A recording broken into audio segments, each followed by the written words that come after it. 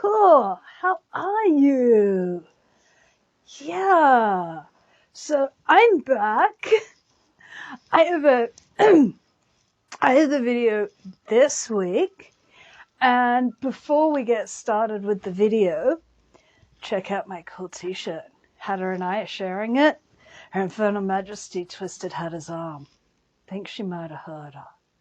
Anyway, we bought it together, so she can't complain anymore about me wearing her shirt. So there you go. You can get these on the website. Talking about new stuff, there is the Bonehead Resistance, and now, just at the end of November, out in time for Christmas, is Totally Utterly Screwed, the sequel to Scum of the Universe. So, get one, get both, find out what it's all about. It's really funny. There's the first chapter of both is on this channel. It's on a playlist called Black Cockie Press Books. So if you want to check those out or any of the other books, check them out. Also, the Redbubble shop we have, check that out. So that's got a load of cool stuff, especially if you like the Buster Keaton videos that we've done. There's a whole load of stuff all Buster Keaton themed. So check that out. Now, cool. Done that. Now we've got our book. And, you know, honestly, sometimes you just hit like the weirdest possible timing.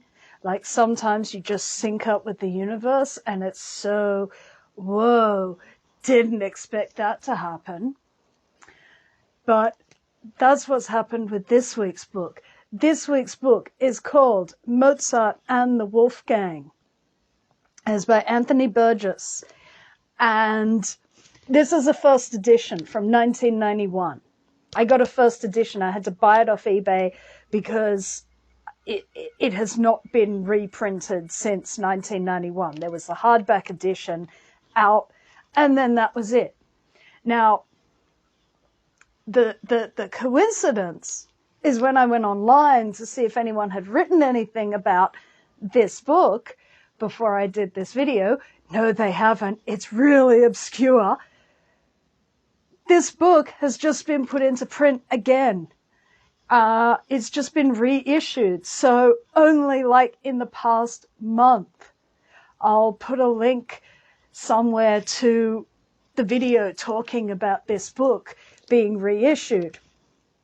So that is super, super, super cool. I thought I was going to be talking about a book that was like really obscure, and if you wanted to have a look at it, you'd have a hard time finding it. But it turns out I'm looking at a really obscure book. Yes, I have the only video on YouTube talking about this book. Yes, but it's now in print. Wow. So something, Mozart or Burgess, wants me to talk about this book. Hey, I'm cool with that. So, why is this such an obscure book? Well, firstly, remember when I did A Clockwork Orange and I said I wouldn't read anything by Bret Easton Ellis, but I would read something by Anthony Burgess? This was actually one of the books I had in mind that I would read by Anthony Burgess because I initially found this book in the public library when I lived in Lithgow about, nearly 20 years ago. It was 18 years ago. And I remembered it. I'd picked it up in the public library and I'd taken a look at it and I took it home and I opened it up and I went, what the hell is this? What the hell is this? Because this is a highly experimental novel thing, play script, short story, autobiography, symphony. I don't know. that is part of the reason why this book is so obscure. It opens with a play script, dialogue between dead composers, initially Beethoven and Mendelssohn, who are then joined by Bliss, Prokofiev, and a few others, talking about, in heaven, talking about Mozart for his 200th anniversary. This was put out for the 200th anniversary of Mozart's death. So the Wolfgang, to a certain degree, are all the concepts of Mozart. There is Mozart, and then there's the concept of Mozart, and that's what this book is looking at. This book really owes a huge debt to the Peter Shaffer play, Amadeus, and the Milos Forman film of the same name, though the play, if you can see the play is so much more obvious than the film, what it's doing. I saw an amazing production during COVID that was done by the National Theatre, which had a black Salieri. He was an amazing actor. He's also in the RSC production of Othello. Eventually Her Infernal Majesty will get to Othello. But he just, I cannot remember his name. He's from Zimbabwe. Originally, he was originally from Zimbabwe.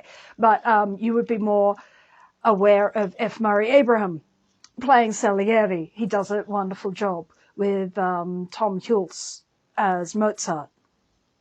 But this owes a lot to that play, to a degree, but it's also critiquing that play. So it's an incredibly dense book. So when we talk about what is a postmodern book, well, I brought you a book that was made of tarot cards. Now I'm bringing you a book that has an honest-to-God symphony in it. The postmodern novels can do some weird stuff. And this is a book discussing the construction of the mythos of Mozart. So we start out with composers, and I can give you a complete synopsis of this, and it will not wreck the entire thing because it has like zero plot. It is the weirdest thing, but it's compelling, and it's only about 140 pages. So, and a lot of it is in play script, so it reads very, very fast. It starts out with the composers discussing Mozart and discussing their attitudes towards Mozart and whether his music is good or bad, or, you know, and how other people are being overlooked because of how huge he is. Then they go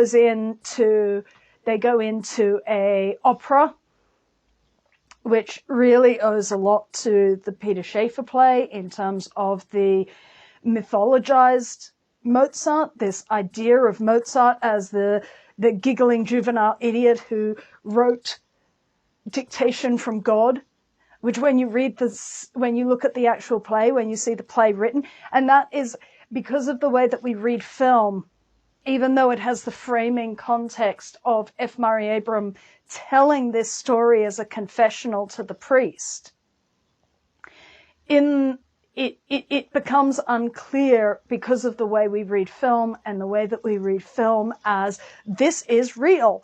It's very hard to not read that Mozart as real.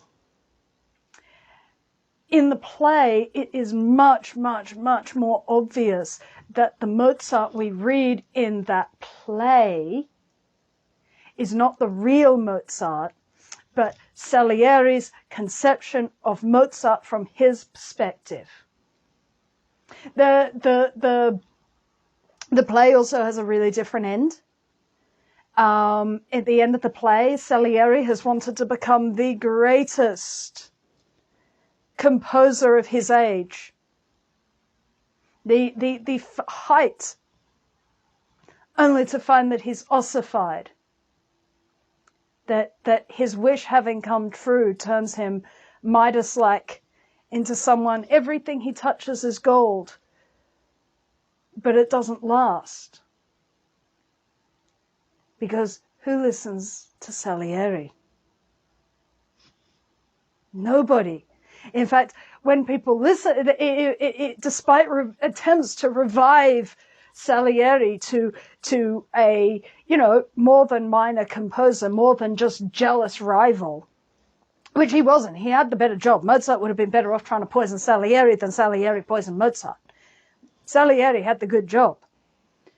He was Italian, so he had the good job. Mozart was German, so he didn't have the good job in the German court, because everybody loved everything Italian. Unless you went to England, in which case Handel started out with Italian operas and moved into English oratorios as Italian operas dropped off. But he's an earlier period. Yeah, you're discovering my dirty little secret here. I know a lot about classical music, which is something you need, which is why I actually wanted to look at this book in the first place, because I know a lot about classical music. I have a very large classical music collection. Yeah, just the thing to make you even weirder than I already am. Books, Shakespeare, oh yeah, classical music and opera. Yeah, I'm really popular.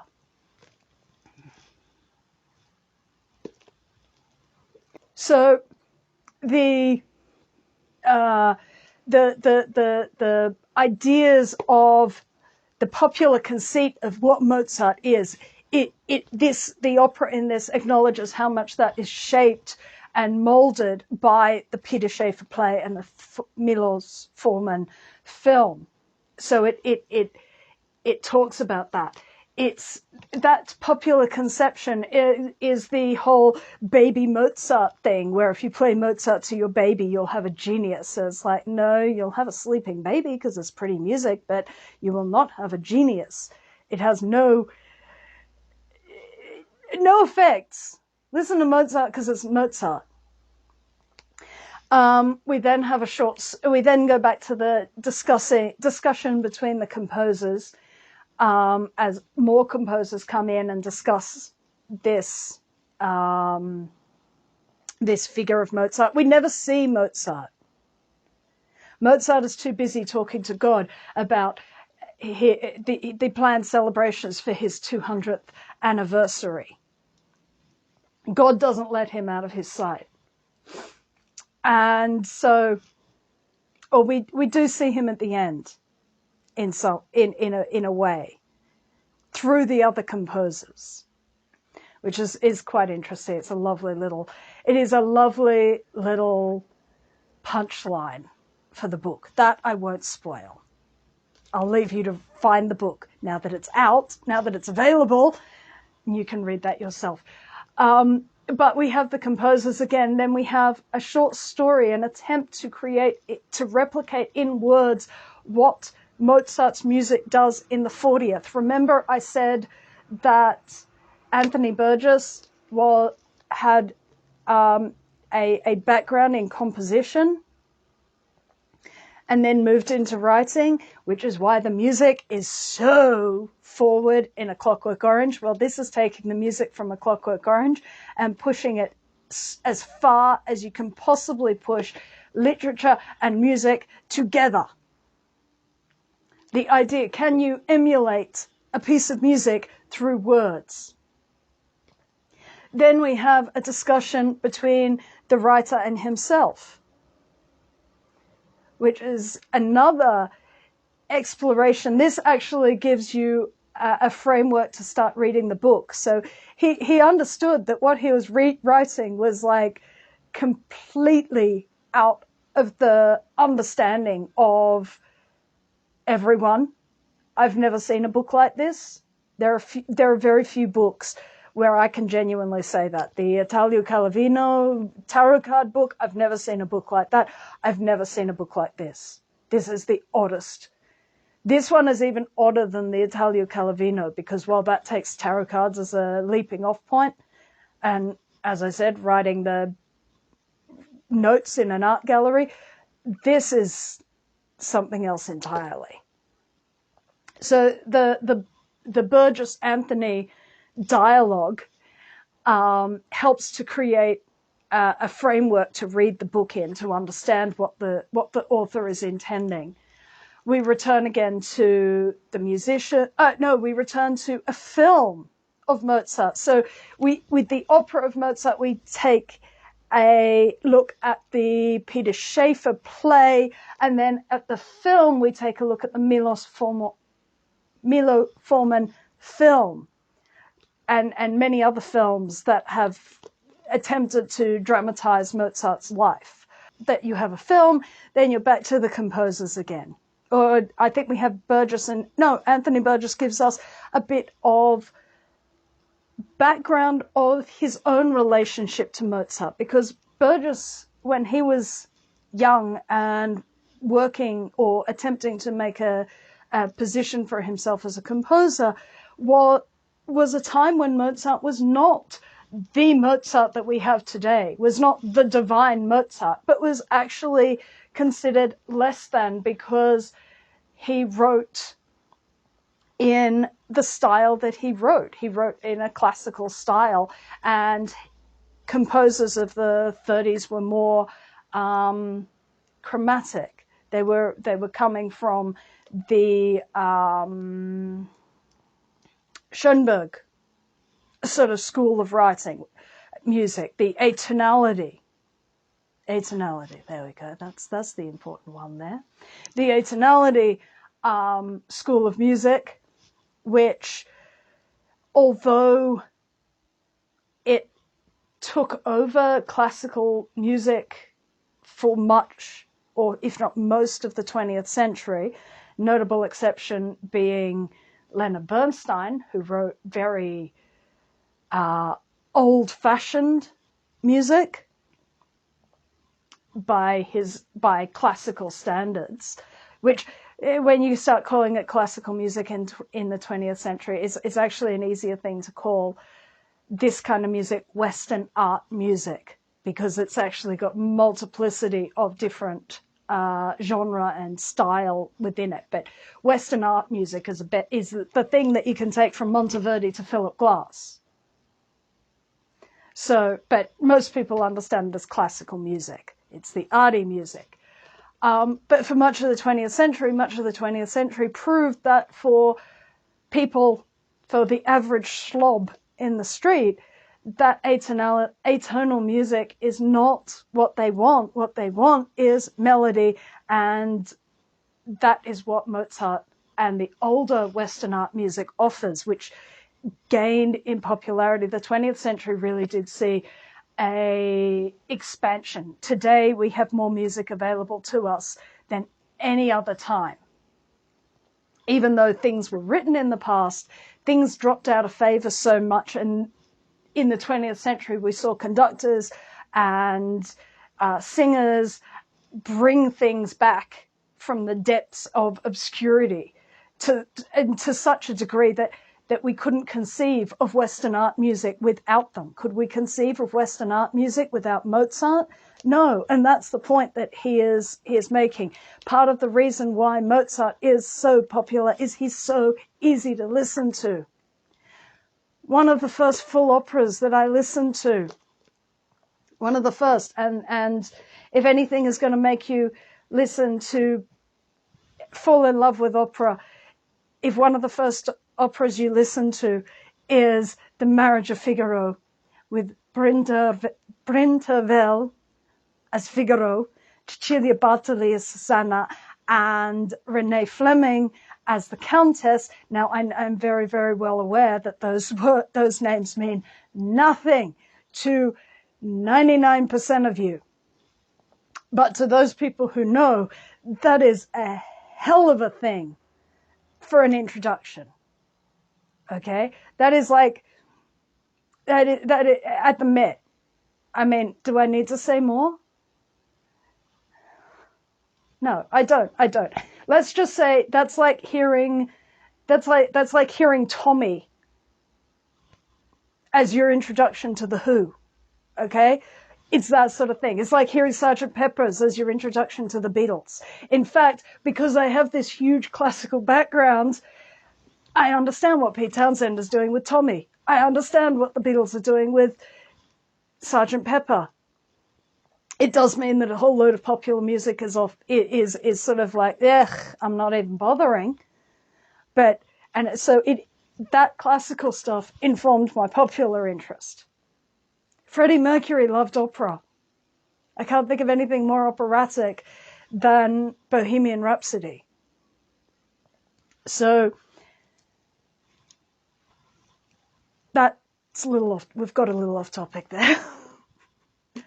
But what I'm talking about is the ease with which Mozart is listenable.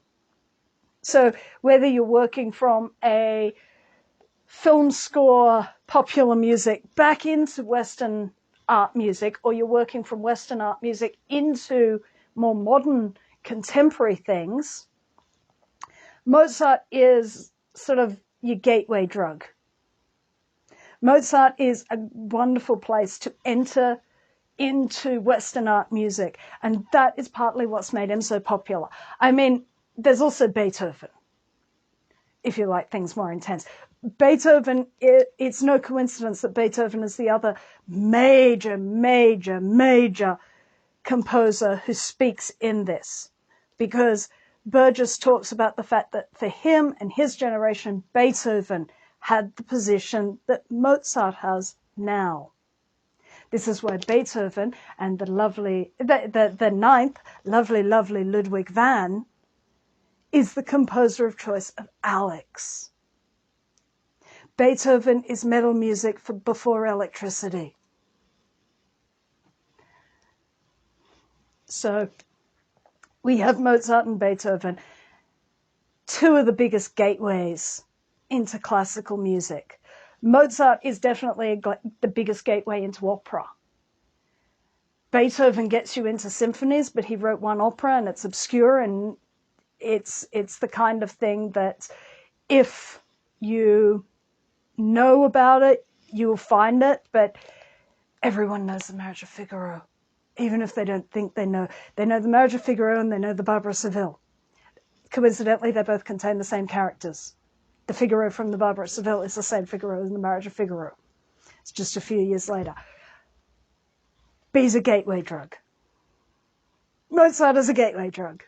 So we have a book about the gateway drug into classical music, Western art music. And that's why it's important. And that's why this remarkable book has been reissued. So instead of giving you a video on a really obscure book that you can't get your hands on, I've given you a video on a really obscure book that you now can get your hands on. So if the idea of a very odd, very experimental book about Mozart appeals to you, I would suggest that you check it out. And I will see you again another time with another book. Peace and love. Peace and love, guys. If you would like to support this channel, come across to the Black Cockie Press website, www.blackcockiepress.com.au, where you will find books and other writing services to help with your writing.